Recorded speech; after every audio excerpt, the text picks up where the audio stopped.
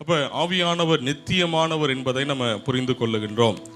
அவருடைய சுபாவங்கள் வேதம் முழுவதும் நமக்கு அநேக சுபாவங்களை வேதம் நமக்கு தெளிவுபடுத்துகின்றது. அவர் நித்தியமானவர் மாத்திரமல்ல, சர்வ வியாபிகர், எங்கும் நிறைந்திருக்கக்கூடிய அவருடைய வல்லமை.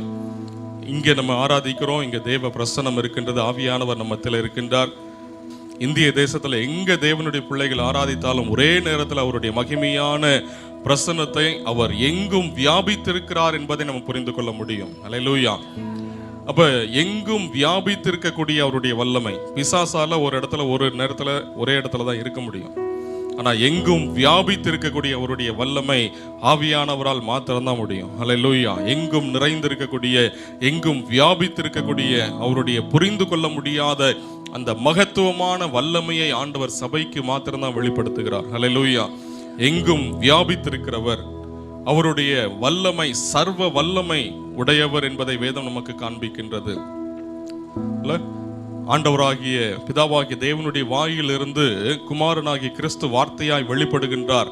அந்த புறப்பட்ட ஒவ்வொரு வார்த்தைகளையும் அப்படியே உருவாக்கக்கூடிய அந்த சிருஷ்டிப்பின் வல்லமை ஆவியானவரிடத்துல உண்டு. அல்லேலூயா. பூமி உண்டாக கடவது அப்படின்னு சொல்லி புறப்படுகின்ற அந்த வார்த்தையினுடைய வல்லமையாய் வெளிப்பட்டு இவ்வளவு பிரம்மாண்டமான பூமியை உருவாக்குவது ஆவியானவரால் மாத்திரம்தான் முடியும். அந்த சிருஷ்டிப்பின் வல்லமை. இன்னும் பூமியில நம்ம ஒரு 17% கூட என்ன பண்ணல, முழுமையா என்ன பண்ணல, வாழல.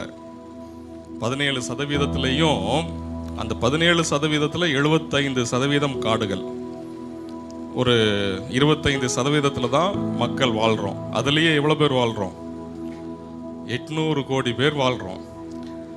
மீதி 83% கடலால சூழ்ந்திருக்கு. கடலை கொஞ்சம் யோசிச்சு பாருங்க. இன்னும் கண்டுபிடிக்கப்படாத ஏராளமான பகுதிகள் பசிபிக் அந்த கடல்ல இருக்கிறது அப்படின்னு சொல்லி சொல்றாங்க. கடலுடைய ஆழமான பகுதி கிட்டத்தட்ட ஒரு 600 கிலோமீட்டர் இப்படி உள்ள போகணும் அப்படின்றாங்க. 600 கிலோமீட்டர்னா எவ்வளவு தூரம்? இங்க இருந்து கன்னியாகுமரிக்கு போற மாதிரி இப்படி கீழே போகணுமா? ஆழமான பகுதிகள், இன்னும் கண்டுபிடிக்கப்படாத எத்தனையோ பகுதிகள் இருக்கிறது. இதையெல்லாம் ஒரு வார்த்தையிலே ஆண்டவர் சிருஷ்டித்தார். அல்லேலூயா. பூமி உண்டாக கடவது அப்படின்னு சொல்லி அந்த ஒரு வார்த்தை, கிறிஸ்துவாகிய வார்த்தை புறப்பட்டது. அந்த வார்த்தையை அப்படியே பிதாவாகிய திட்டத்துல என்னெல்லாம் இருந்ததோ அத்தனை திட்டங்களையும் தடமாறாமல் உருவாக்கிய வல்லமை பரிசுத்த ஆவியானுடைய வல்லமை. அத்தனை மகத்துவம் நிறைந்த தேவனை நம்முடைய சொந்த தகப்பனாய் பெற்றிருக்கிறோம். அல்லேலூயா. ஆனா நம்ம சின்ன சின்ன விஷயத்துக்கு என்ன பண்ணிட்டு இருக்கோம்? அவருடைய வல்லமையினுடைய மகத்துவத்தை நம்ம புரிந்து கொள்ள வேண்டிய விதத்துல புரிந்து கொள்ளாததுனாலதான் தேவையில்லாத காரியங்களை குறித்து நம்ம கலங்கி கொண்டிருக்கிறோம். அன்னைக்கு ஆண்டவர் மார்த்தாளை பார்த்து சொன்னார், மார்த்தாளே மார்த்தாளே, தேவையில்லாத காரியத்தை குறித்து நீ கவலைப்பட்டுக்கிட்டு இருக்கம்மா. ஒன்னே ஒண்ணுதான் உனக்கு தேவை. மரியாள் தன்னை விட்டு எடுபடாத நல்ல பங்கை அவள் தெரிந்து கொண்டாள். அப்ப தேவ பிரசன்னத்துல அமர்ந்திருப்பது உலகம் கொடுக்க முடியாத ஒரு உன்னதமான ஒரு பெரிய பாக்கியம் என்பதை புரிந்திருக்க வேண்டும். அப்ப பழைய ஏற்பாட்டு பரிசுத்தவான்களுக்கு கிடைத்திராத ஒரு பெரிய பாக்கியம். எலியாவின் மேல தேவ ஆவியானுடைய வல்லமை அளவில்லாமல் இருந்தது. ஆனா ஒரு காரியத்தை நிறைவேற்றுவதற்கு ஆண்டவர் அவங்க மேல வராரு, நிறைவேற்றின பிறகு சென்று விடுகிறார்.